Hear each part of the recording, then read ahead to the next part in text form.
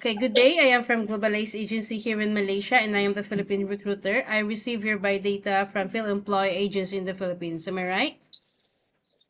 Yes, ma'am. Can you speak English or can you understand English? Yes, ma'am. I understand English and I can speak English. Are you a 100% willing to come here in Malaysia without any hesitation? Yes, ma'am. Do you have any friends or any family members working here? No po, ma'am. Okay, so our interview, this is recorded and it will be uploaded in our YouTube channel, but at the same time, your profile will be uploaded in our website. Do you agree? Yes, ma'am. This is your first time working abroad, is it? Yes, ma'am. Okay, so can you help me introduce yourself, please? I'm Juvie Apatan, 26 years old. I have a partner but not married. I have two kids, one boy, ang youngest, 11 months, and the oldest is 6 months. 6 years old. Okay, so I need to know some few more details from you, Juvie. When is your birthday? November 12, 1998. What is your height and your weight? My height is 5'1" flat and my weight 71 kilos. What about your religion? My religion is Catholic. Your educational background? My educational background is high school graduate. Okay, this is your first time working abroad. So who will going to take care of your children once you come to work here in Malaysia? To take care my children, my mother-in-law, and my partner. How old is your partner and what is his occupation? My partner is 38 years old na and occupation is driver. Okay, so is your family allow you to come and work here in Malaysia? Your live-in partner allow you? Yes po, ma'am. No problem later once you come to work here. Yes po. I don't want later that your living partner will be the hindrance for you that when you come to work here. I don't want later that you will going to have such a problem, okay? Yes. So do you have any working experience as a housemaid? Yes. Okay, so in your by data, it was stated that you have a working experience way back 2016 to 2018 for 2 years. Am I right? Yes, ma'am. Okay, can I know which place you work as a housemaid? Which place in the And Philippines? Samal district, ma'am. Okay, so can you share it with me? What are your duties or your responsibilities to your previous employment in Samar? I'm cooking, Okay, iron the clothes, and I okay, clean the house. okay. You do laundry. Yes, ma'am. Did you take your children? Yes, ma'am. How old is the children that you take care? 4 years old. One only? Yes, ma'am. Okay, so way back 2019 to 2022, you work as a housemaid also for 3 years, right? Yes, ma'am. In which place? Same, ma'am. Samal See. district. Okay, so can you share it again? What are your responsibilities to your previous employment in Samar? I'm I'm cooking, cleaning the house, and also watch the clothes, That's all. ma'am. You take care children, elderly, pets, disabled? No. Only pets.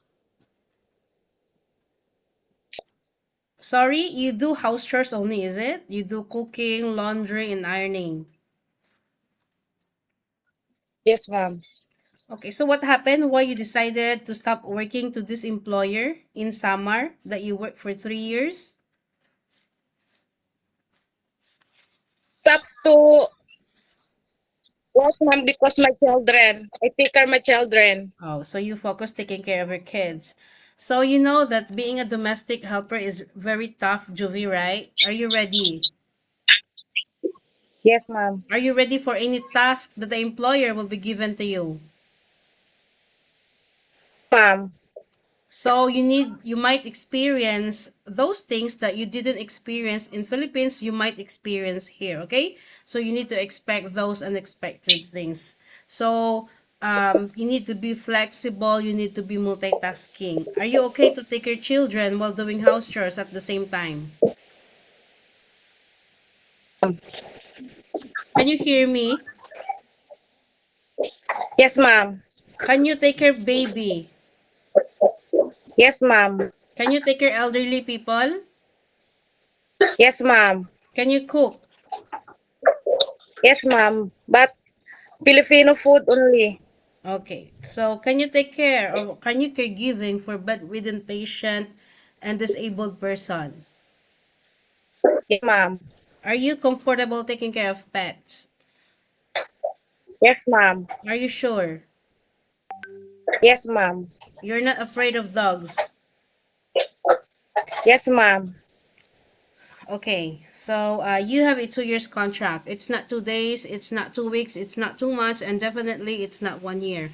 Once you break your contract, you know that there will be a consequences, which is you need to pay your employer and at the same time the agency. Nobody force you to come and work here in Malaysia, okay? Yes, ma'am. Any uncertain situations that might happen to your family back in the Philippines, please be remind yourself that you cannot easily go back home, yeah? Yes, ma'am. Usage of mobile handphone, you are not allowed to use your phone during working time, okay? But you can use your phone during night time and you will render your phone on the next morning. But if we found out that you cannot cope up your job on the next day because you feel groggy and you don't have the energy to work due to misused using of mobile handphone, usually late at night like 2 to 3 a.m., then very sorry to say that we will going to inform your employer that you are allowed to use your phone during nighttime for 2 to 3 hours only, okay? Yes po, ma'am. On your rest day, also, you are entitled to have a once a week rest day, but you are not allowed to go out. If you will work on your rest day, definitely employer will going to compensate your salary. Are you okay with our terms and conditions? Yes, ma'am. If ever I go out for 1 week, I one Sunday every 1 month, if okay lang po. Okay, but we will going to stick first with our rules and regulations, okay? Because you are new. Yes, So, we need to adhere with our terms ma'am. and conditions. Are you okay or not? Yes, ma'am. Okay, we don't force people to come here. It's either you agree or you disagree. If you agree, then you can come here. If you disagree, it's okay. Also, we don't force people to come as long as you are okay with our terms and conditions, then we don't have problem. We don't want later that you will going to demand us about all these things once you reach here in Malaysia. Yeah? Yes, ma'am. So, I just wanted to clarify and to make it clear in our initial interview. I don't want that once you come here, it's a trouble. No, no such a thing because I already informed you about all these things, okay? Yes po, ma'am. Okay, so normally, how do you fight your homesickness? Like, for example, this is your first time working abroad and you will working quite far away from your family. How are you gonna deal with your homesickness? I'm call my family if I'm go rest time. Okay. So, Juvie, always bring your good attitude because this is not the Philippines, okay? Yes, ma'am. Philippines, we might be the boss, but in other countries, no such a thing. You always remind yourself why you wanted to go and work abroad to sustain your family's needs. Always respect the employer because you will be the one working inside their premises for 2 years. Any problem, any concerns, you inform your employer, okay? Yes, ma'am. I think that's all for now. Thank you for your time. It was my pleasure meeting you. But please stay connected through WhatsApp because Global Ace agents will going to contact you to conduct an interview together with the employer. Yeah? Yes, ma'am. Thank you Thank so you so much and much. have a good day.